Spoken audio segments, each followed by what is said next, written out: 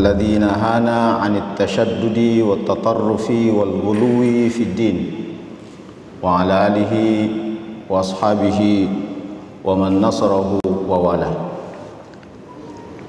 حضرة الكرام الدعاة والمثقفين والمبلغين والعلماء الأفاضل rahimakumullah. Begitu pula para panitia yang saya muliakan. Tema hari ini seperti yang kita lihat di atas berkaitan dengan deradikalisasi faham keagamaan. Catatan pertama yang saya ingin sampaikan bahwa yang mau deradikalisasi, itu upaya untuk menghilangkan. Ini bahasa Bugis juga ini. Tidak ada. Ya, gaga, doina. Deradikalisasi. Memangkas atau menghilangkan radikalisasi. Faham. Jadi bukan agama yang mau dideradikalisasi. Karena agama Islam itu min khasaisil Islam, spesifikasi atau ciri khasnya agama Islam itu wasatiyah. Jadi agama itu tidak radikal. Yang radikal itu adalah faham keagamaan. Orangnya yang memahami agama yang radikal, yang tatarruf, yang tasyaddud. Ya, bagaimana faham keagamaan kita ini sesuai dengan ajaran yang sebenarnya. Nah, karena itu embrio ekstremisme sesungguhnya itu sudah ada pada masa Nabi. Ada hadis yang mubalik harus hafal hadis ini sebagai standar untuk kita melakukan deradikalisasi faham keagamaan, atau juga bisa mengidentifikasi apakah faham ini sudah tergelincir masuk dalam radikalisme keagamaan atau tidak, atau jangan-jangan kita tidak rasa ternyata kita sudah terjerumus masuk di dalamnya. Nah, ada hadis yang disebutkan, ini bisa dibuka di Fathul Bari Sahih Bukhari 5697. Diriwayatkan oleh Abi Sa'id Al-Khudri. Jadi suatu hari dzata yaum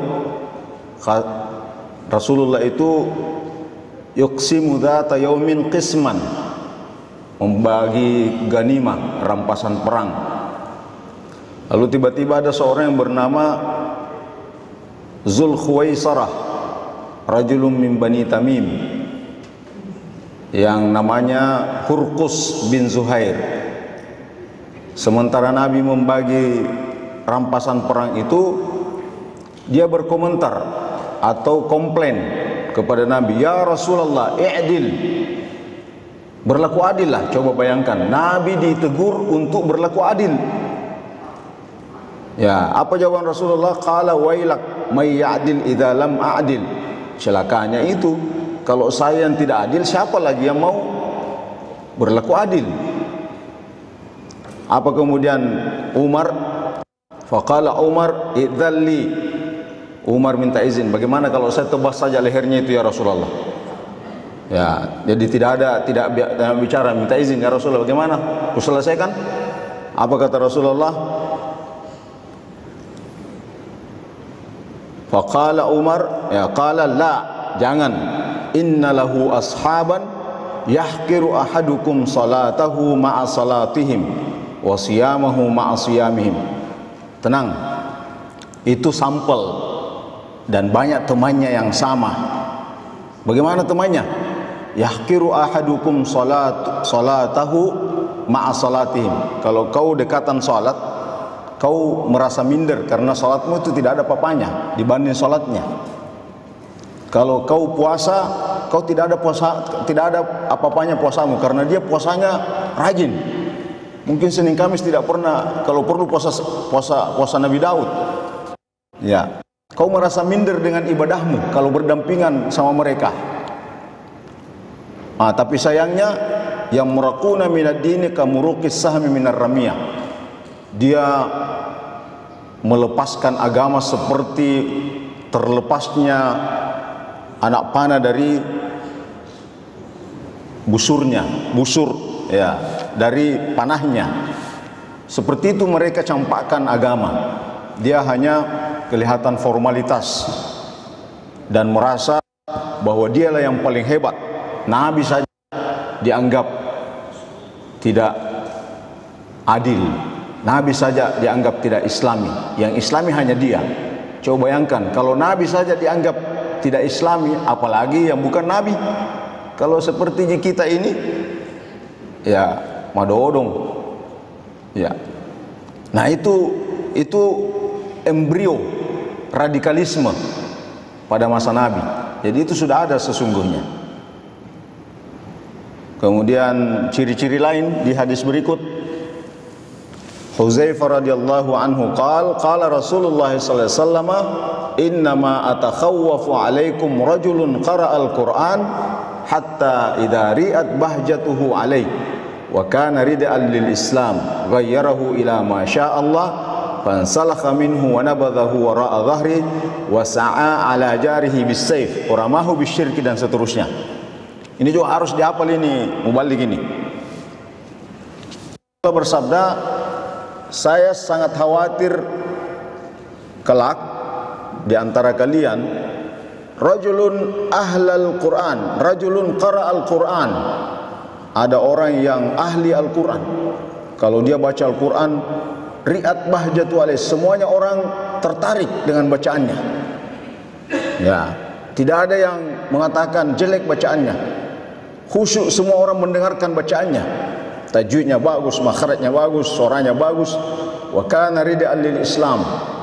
Dia tampilkan Islam secara luar biasa, penampilan yang menawan.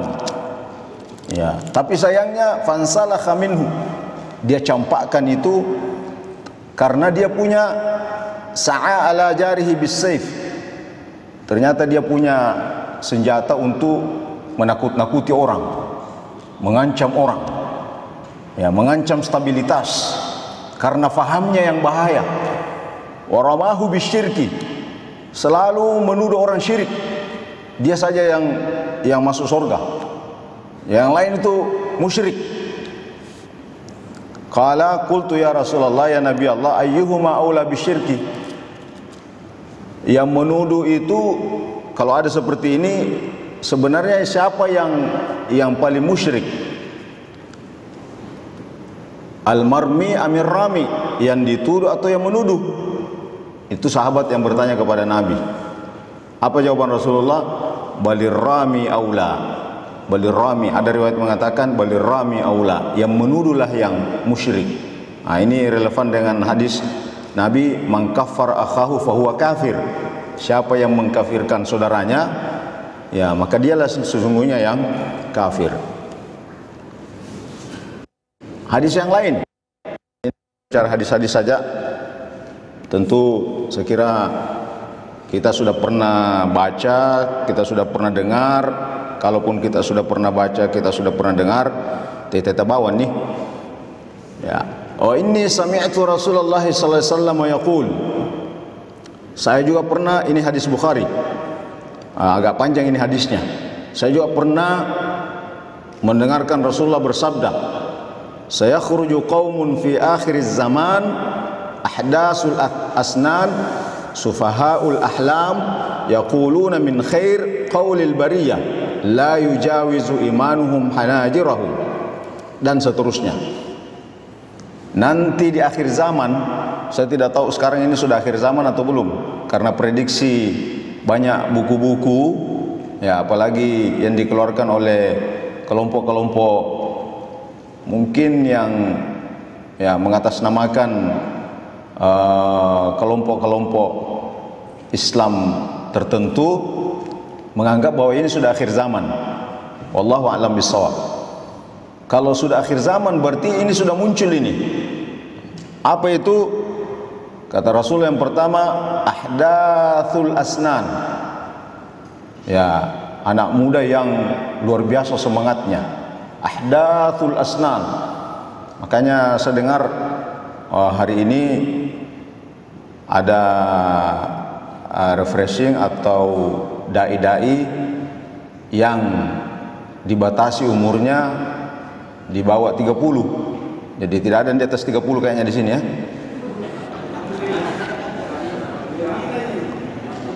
Eh?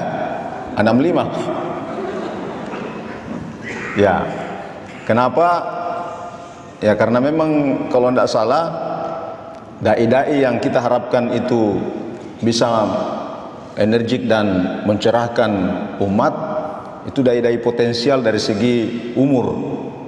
Karena potensial juga umur-umur yang muda ini, menurut hadis ini, ahdathul asnan, umur-umur muda itu memiliki pemikiran yang ekstrim dan radikal. Ya, nanti kita lihat seperti apa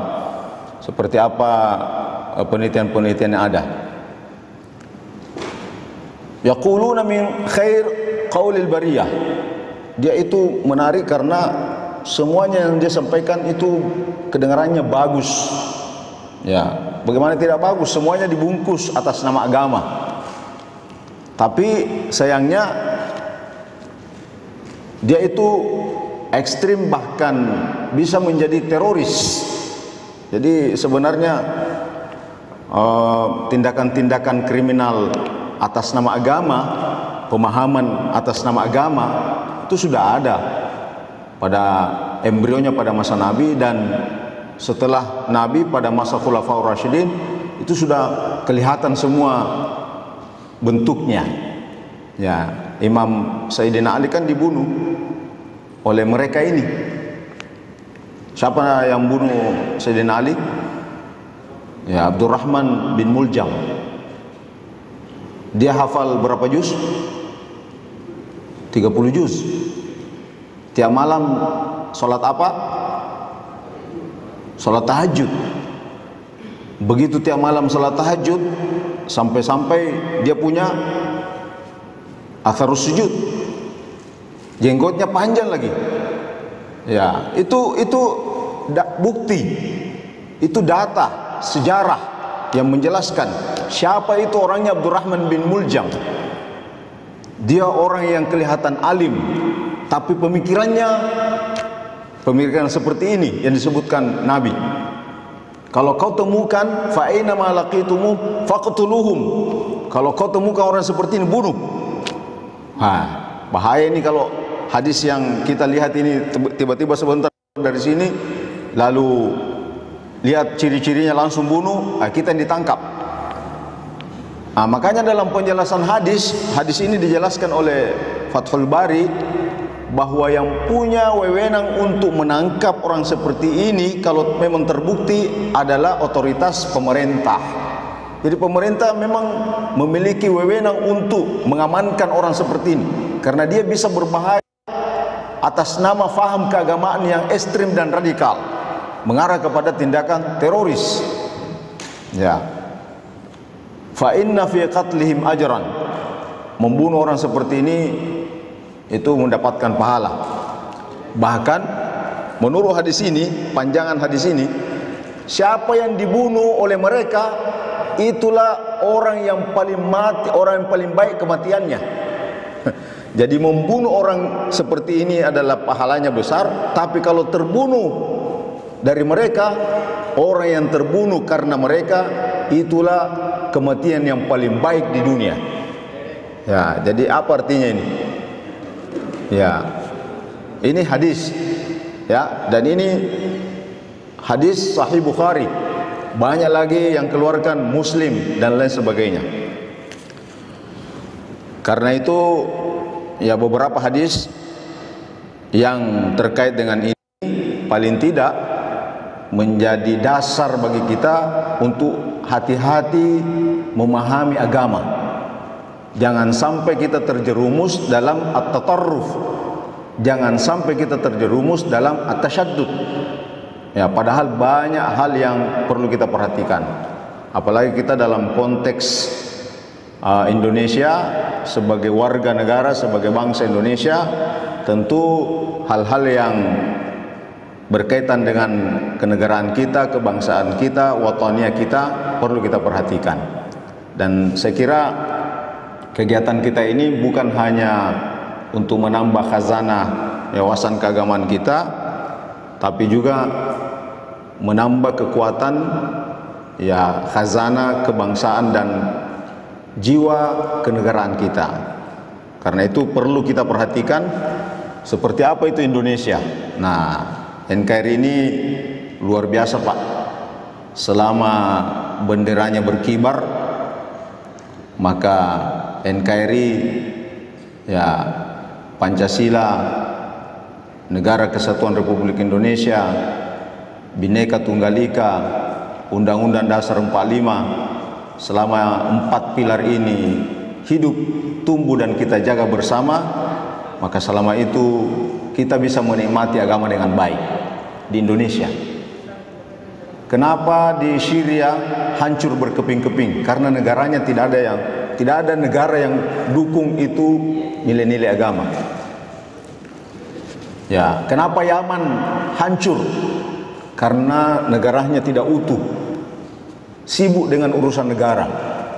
Nah, kalau 4 hal ini kita jaga dengan baik, ya yang mudahnya sebenarnya itu gampang saja.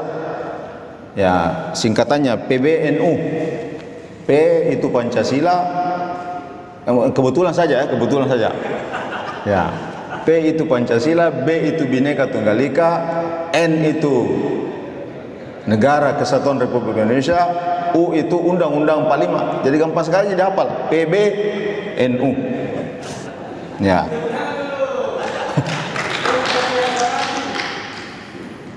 Ini luar biasa, Pak, negara kita ini. Bahasanya 546 bahasa. Negara Irak saja yang hanya satu bahasa. Ya, Syria yang hanya satu bahasa Arab. Agamanya 90% Islam. Ya. Kenapa tidak senyenyak tidur kita di sini? Tidak sekhusyuk ibadah kita di sini? Tidak senyaman kalau kita ke mall ya dibanding negara-negara mereka. Kenapa? Makanya ada yang ya pernah bertanya, ulama-ulama mereka itu penasaran, kenapa Indonesia yang luar biasa luasnya, kalau dikumpul negara Arab masih luas Indonesia, disatukan sukunya masih banyak suku Indonesia, tapi kenapa bisa hidup damai berdampingan?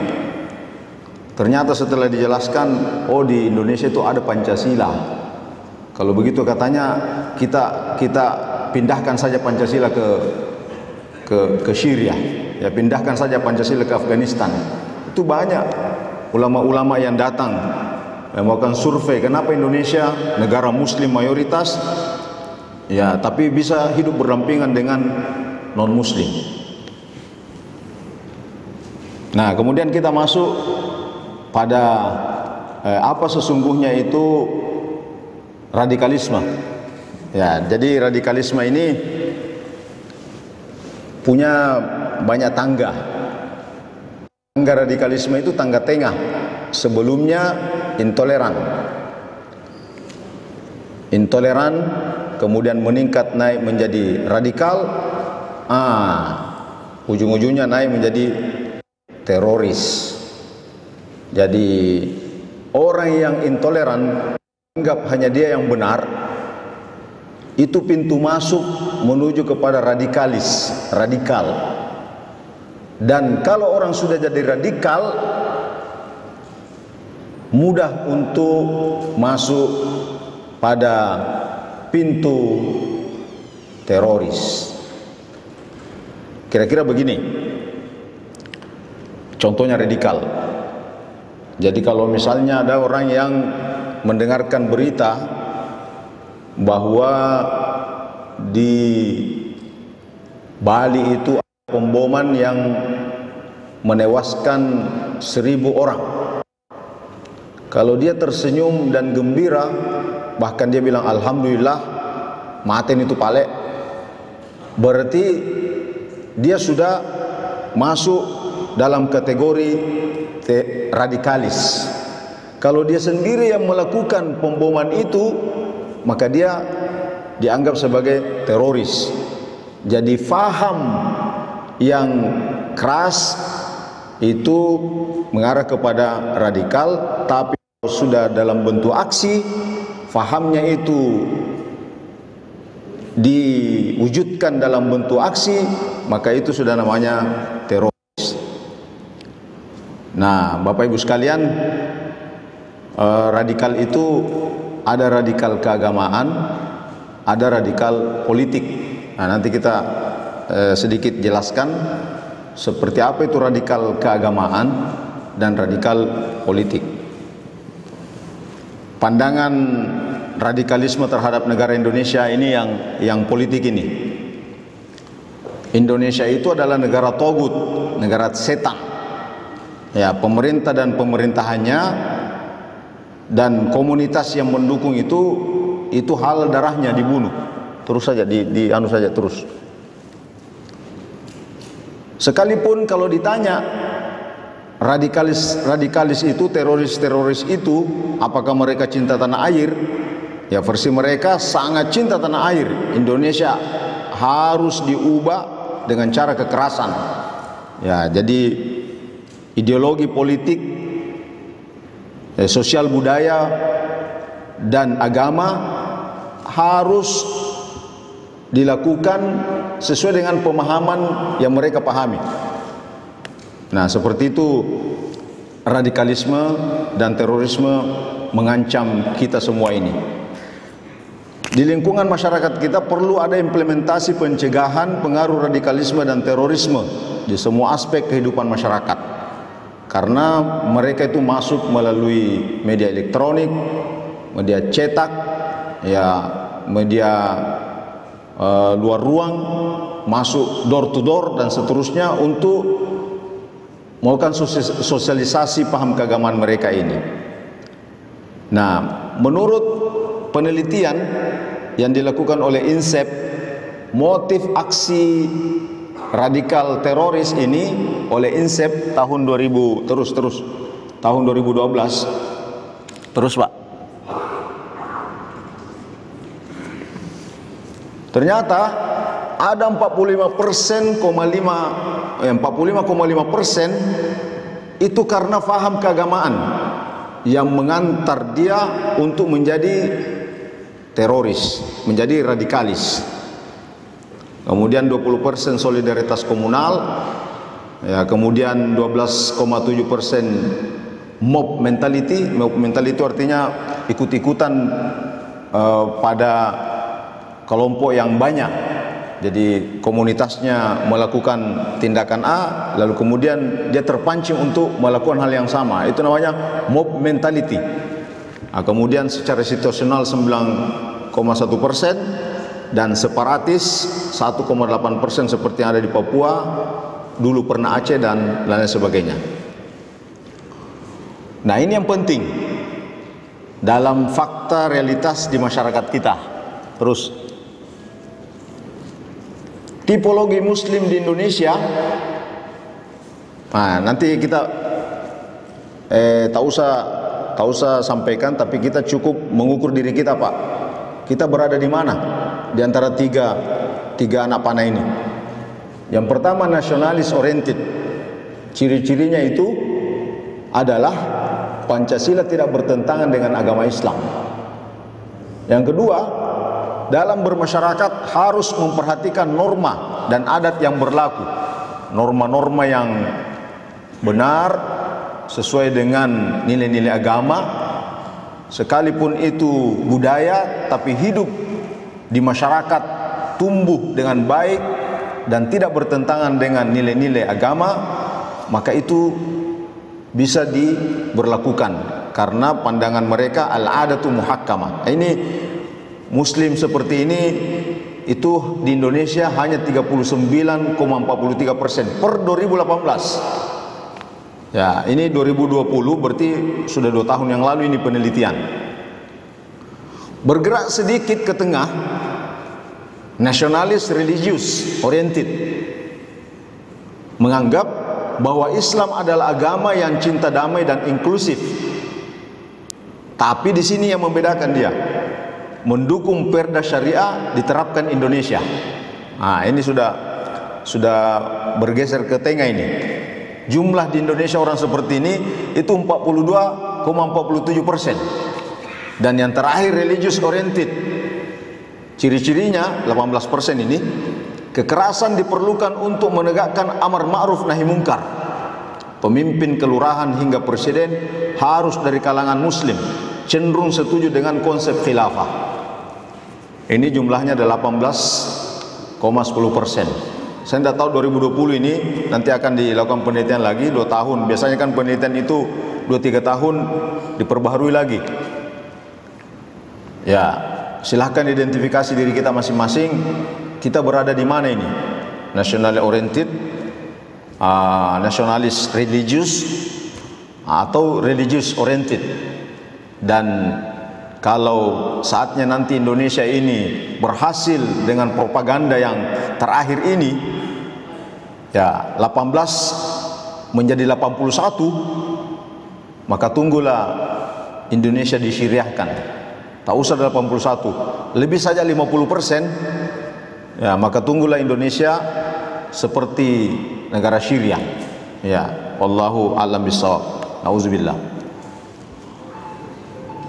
Nah, kecenderungannya ada, Pak. Kenapa? Ini di atas ini. Milenialnya sudah mengarah ke sana. Nah, itu kan tadi secara umum ini 18%. Ya. Tapi ternyata melihat hadis tadi ini, kata Rasulullah, apa tadi itu hadisnya?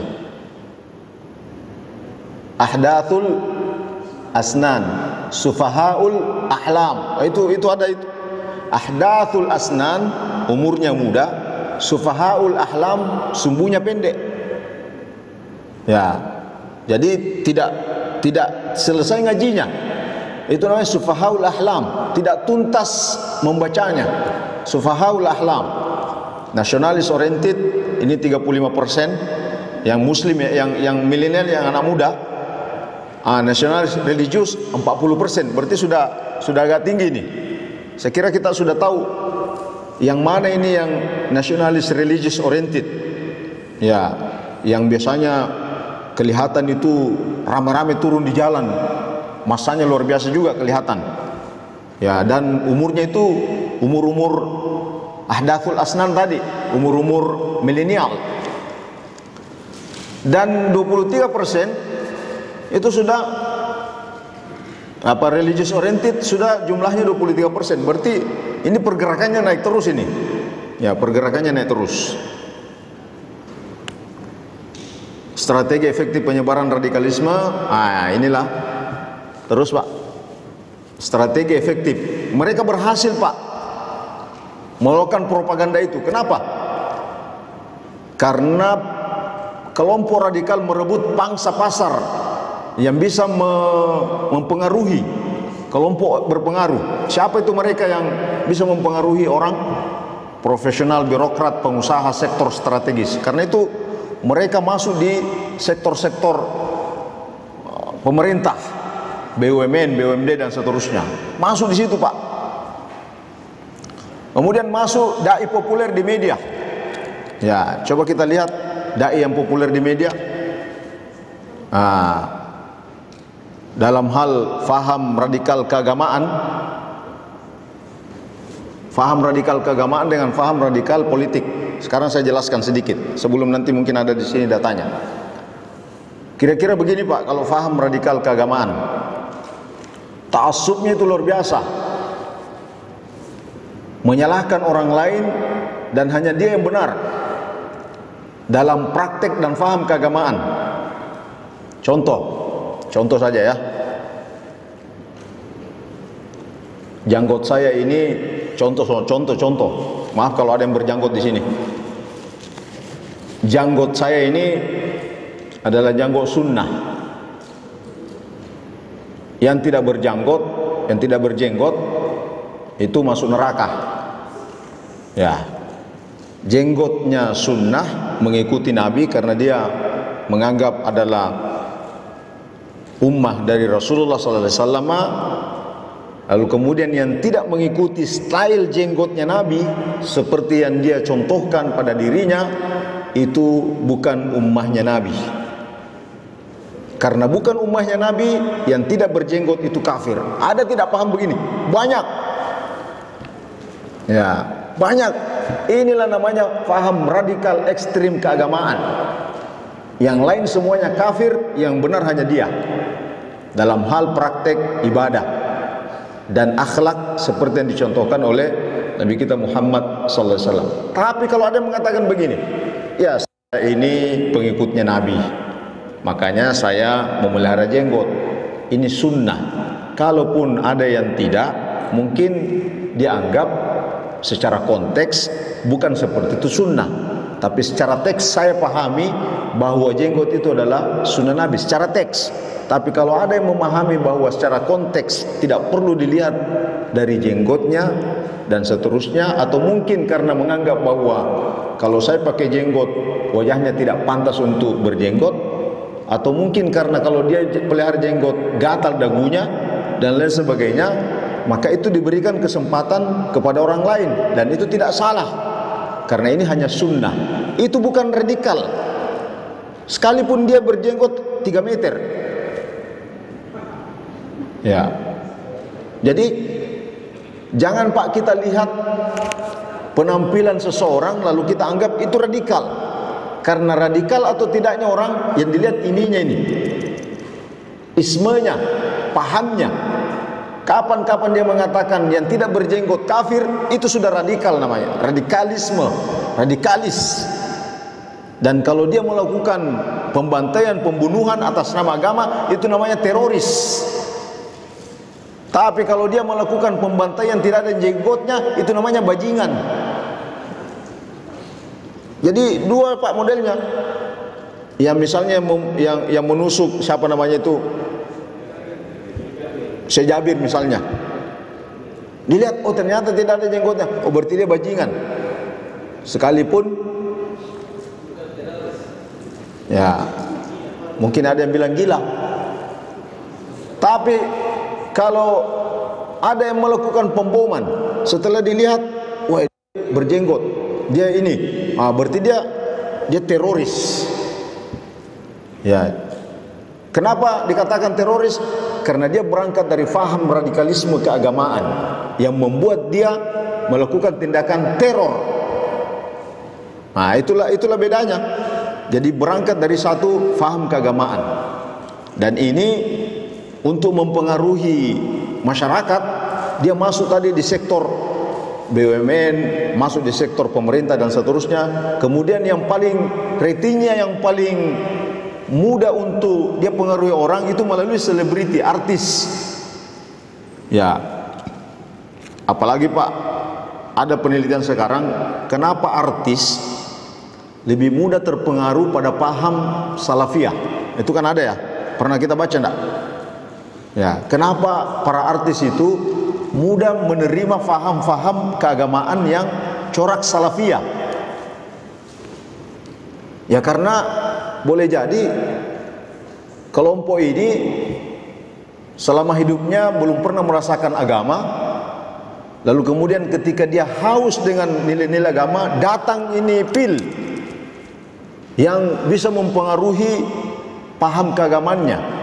Tiba-tiba dia butuh obat, lalu masuk ini yang kelihatan ada coraknya, yang betul-betul kelihatan lain daripada yang lain, maka itu kemudian bisa lebih menarik dibanding misalnya Ya gaya-gaya kita, mohon maaf ini, kadang-kadang kan kita ini kelihatan ustadz nanti di masjid. Ya, tapi kalau sudah keluar dari masjid, karena sudah misalnya lepas songkoknya, penampilan juga tidak berbeda dengan penampilan seperti orang biasa, akhirnya dianggap tidak ada konsep yang dibawa. Tapi coba misalnya kita gaya pesantren semua keluar, di mana-mana pakai sarung lagi, ya pakai sorban lagi, atau paling tidak pakai sarung, pakai peci, lalu kemudian memperlihatkan akhlak yang baik, menawarkan bahwa seperti ini ajaran Islam yang rahmatan lil alamin, maka itu pasti akan menjadi tawaran menarik di masyarakat. Ya, sekarang itu hilang karena kelompok ini sudah hilang. Ulama-ulama dulu itu kenapa mereka sukses? Karena menawarkan satu ide, menawarkan satu praktek, menawarkan satu style. Kita ini hilang style. Ya, termasuk saya, kalau mau maaf, jadi saya ceramah juga diri saya ini Pak. Kita nanti kelihatan seperti ustadz kalau lagi ceramah, kalau lagi di masjid. Tapi kalau masuk di mall, kadang-kadang tidak tahu yang mana ustadz, yang mana. Ya, kira-kira yang ketawa begitu. Nah, kemudian masuk di kalangan atlet berprestasi, masuk di pelajar mahasiswa berprestasi. Coba Pak, ya dulu waktu belum dibubarkan ini, setiap bulan ada undangan tablik akbar. Setiap bulan ada tablik akbar. Di mana itu? Masuk di madrasah sanawiyah model, masuk undangannya di madrasah aliyah. Coba bayangkan, ya setiap bulan ada undangannya tablik akbar, setiap bulan tablik akbar. Mereka masuk di sanawiyah, di aliyah milik Kementerian Agama, apalagi yang SMA SMP, sehingga banyak pendukungnya, banyak pengikutnya yang berasal dari ahdathul asnan, seperti yang disebutkan Nabi tadi, kelompok-kelompok milenial. Itulah kenapa ratingnya naik terus ini. Jadi 2018 jumlahnya seperti tadi itu ya sudah masuk 23%. 23%, dan boleh jadi 2020 kalau ini tidak terus kita galakkan moderasi beragama yang lokomotifnya itu, ya gerbongnya itu dari Kementerian Agama, habislah kita ini. Ya, habislah faham keagamaan yang moderat. Apalagi kalau pesantren sudah dimasuki juga. Nah, untungnya pesantren masih ada sebagai benteng terakhir ya untuk menjaga ya ini tadi, moderasi keberagamaan. Nah, dan seterusnya, bahkan sudah masuk ini TNI Polri. Di TNI Polri juga masuk. Ah, kemudian berikut. Ah, ini Pak, kita tahu ini yang di ujung kiri, kita tahu ya. Yang ujung kiri saya. Yang di tengah namanya Abdul Aziz. Ini orang NTB. Ini kelompoknya. Ini saya ada di lapas ini, di lapas kelas 1 Makassar. Ya. Ini yang kiri ini, yang kanan ini namanya Sutrisno bin Yudis alias Samsul Bahri alias Ahmad Polo alias Gondrong. Ya, jadi banyak namanya ini Pak.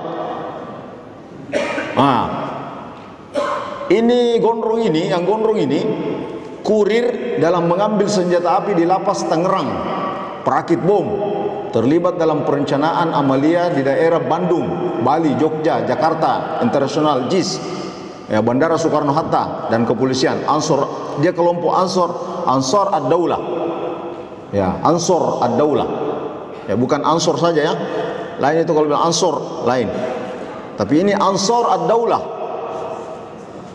Dia 5 tahun Pak di penjara.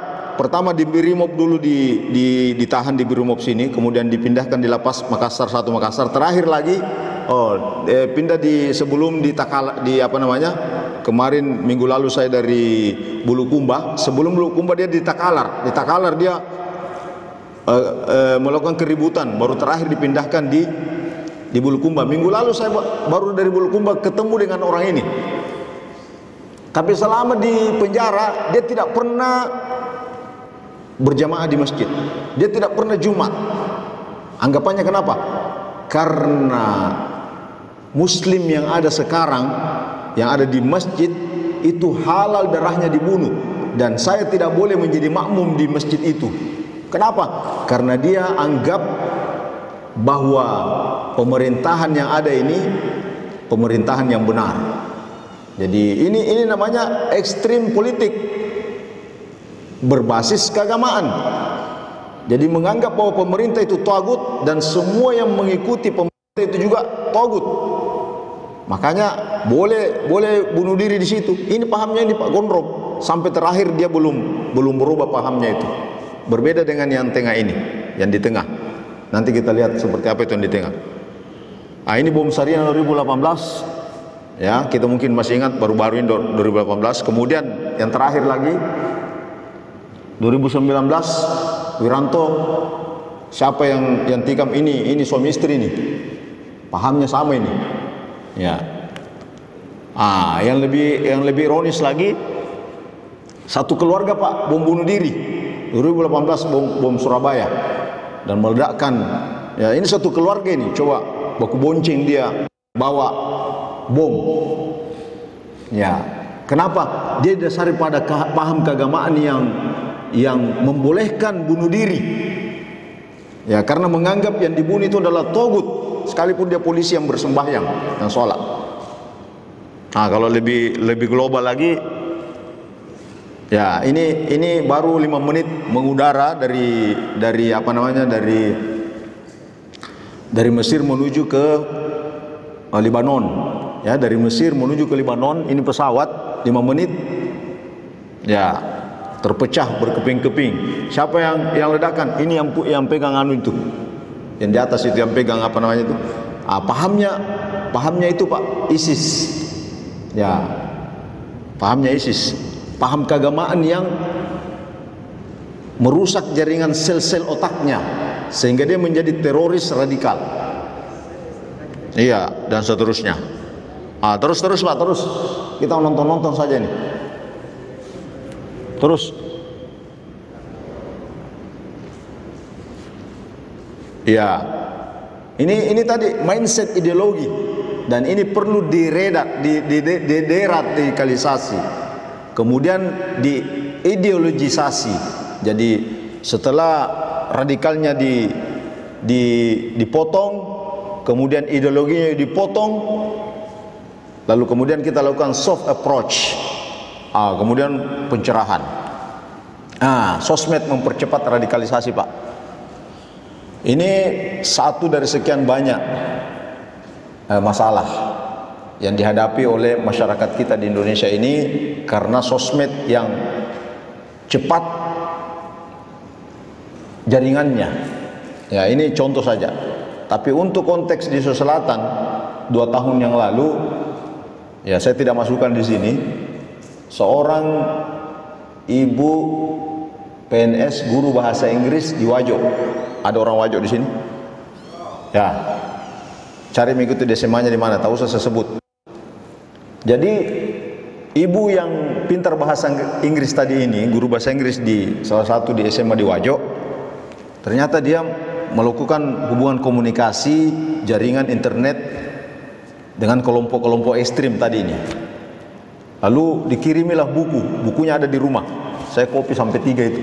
Aqidatul Anbiya wal Mursalin. Kan bagus sekali judulnya itu. Aqidatul Anbiya wal Mursalin. Tapi ternyata di dalamnya, ya coba kita terus Pak, terus. Ini antara lain di dalamnya nih. Klik. Ini. Barang siapa yang tidak mengkafirkan orang kafir atau ragu-ragu dengan kekafiran mereka, maka dia ikut kafir. Malam. Ini ada riwayatnya menurut dia ini, malam yukaffir al-kafira au syakka fi kufrihim fahuwa kafir. Ya. Apa berbolak-balik ini buku dibaca sampai usang itu buku, suaminya mengantar itu buku. Ya, masuk sampaikan ke FKPT setelah dia melapor di kepolisian. karena terpengaruh dengan jaringan sosmednya ini, dia kemudian mengajak suaminya, ya, Deng, mari kita ke Syria. Tidak boleh kita tinggal di sini. Ini Darul Harb. Di sana kita bisa bahagia. Ya, di Syria kita bisa bahagia. Dia ajak anak-anaknya, tapi anak-anaknya masih kecil. Suaminya larang. Suaminya tidak terpengaruh. Akhirnya karena tidak bisa mengajak suaminya, dia sendiri yang berangkat ke Turki, Pak. Umroh, lalu ke Turki. Di Turki disitulah ditahan. Lalu kemudian dideportasi. Ya, pihak kepolisian, pihak FKPT mencoba melakukan approach bagaimana sesungguhnya Islam yang benar. Tapi saya bilang yang paling utama itu suami yang harus mengapproach istrinya. Nah, ternyata setelah 1 tahun ada informasinya katanya sudah hamil lagi. Ya, berarti sudah berhasil itu suaminya mengapproach. Nah, ini bukti, Pak.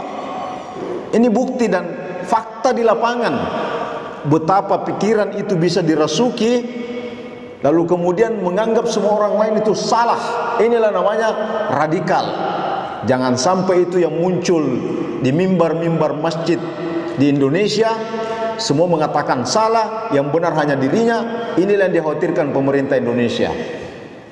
Dan saya kira kenapa Kementerian Agama berkepentingan untuk melakukan kegiatan seperti ini. Nah, kita lagi, Pak, sebelumnya barangkali. Sebelumnya tadi, ini yang saya garis merah ini. Enggak usah, pengusung demokrasi statusnya murtad. Salat bermakmum pada orang murtad tidak sah. Ini yang tadi pahamnya gondrong. Ya. Pahamnya gondrong ini. Terus lagi, Pak. Berikut. Ini, apa ini? Cadar, celana cingkrang dan jenggot adalah aturan Allah. Kalau enggak nurut sama perintah, silahkan keluar dari bumi Allah, Pak. Ini di sosmed ini, Pak. Coba bayangkan kalau itu dibaca oleh pembaca sosmed yang rata-rata milenial sekarang yang buka sosmed. Ya, lalu tidak memiliki standar atau paham seperti hadis yang di awal tadi saya sampaikan, maka terjerumuslah dalam paham radikalisme ini.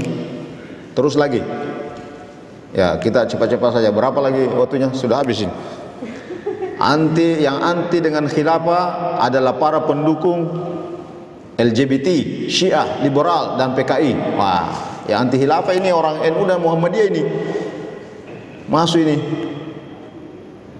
Kemudian saya baca saja website di Bredel, lari ke weblog dan medsos. Ada 50 channel grup Telegram Ansar Ad-Daulah. Ini, Pak, 50 channel. Setiap channel grup memposting konten radikal sebanyak 60 postingan setiap harinya. Itu sebabnya kalau kita mau googling sesuatu di internet, tak muncul yang mengisi itu internet. Ini kelompok mereka ini, karena mereka lebih aktif. Nah, kita di Indonesia ini kurang aktif. Untung sudah ada Ustaz Somad misalnya. Untung ada siapa lagi? Gus Baha. Kalau di Sulawesi Selatan untung ada ATM. Ya, coba kalau kita buka ATM kan enak gitu. Ya, nyaman kita mendengarkan. Makanya, Pak, kalau kita buka YouTube langsung ATM kita cari. Ini ada orangnya di sini. Ya, bosar ya. Ya, tepuk tangan. Yang kayak seperti inilah yang harus kita perbanyak, Pak. Jadi kalau bisa kita semua buat konten bagaimana itu Islam yang benar, bagaimana Islam ramah. Coba kalau kita semua ramai, Pak, setelah dari keluar sini buka YouTube, bikin YouTube sendiri, bikin sosmed sendiri, bikin Facebook sendiri. Coba kita berdakwah sudah di situ sudah. Karena sekarang model berdakwah secara konven yang lalu-lalu itu tidak terlalu efektif, Pak. Kalau kita hanya berdakwah di masjid, 10-20 orang yang bisa mendengarkan, selesai keluar. Tidak bisa tersave dengan baik. Tapi coba kita berdakwah di Facebook kita, Pak. Coba kita berdakwah di Instagram kita, berdakwah di YouTube kita. Biar kita mati masih ada itu, Pak. YouTube-nya selama YouTube tidak tutup, Instagram dan seterusnya, orang bisa banyak nikmati. bukan hanya di Makassar, tapi di luar Makassar, bahkan di luar Indonesia orang bisa nikmati.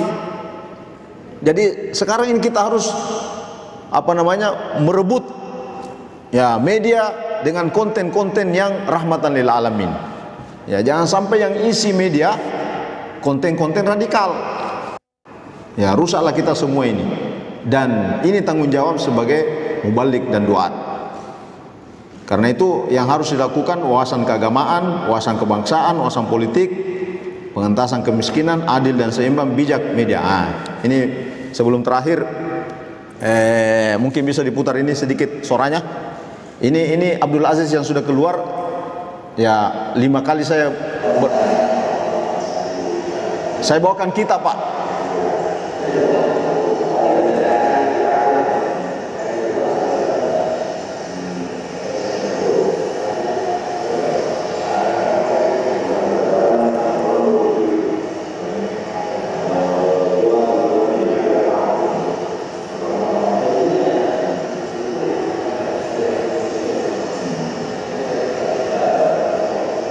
Oke, saya kira cukup. Wallahul muwaffiq ila thariq. Billahi sabilil haq, nasrun minal fatun qarib. Billahi taufiq wa hidayah, billahi taufiq wa sada, wallahu musta'an wa itiqlan. Wassalamualaikum warahmatullahi wabarakatuh.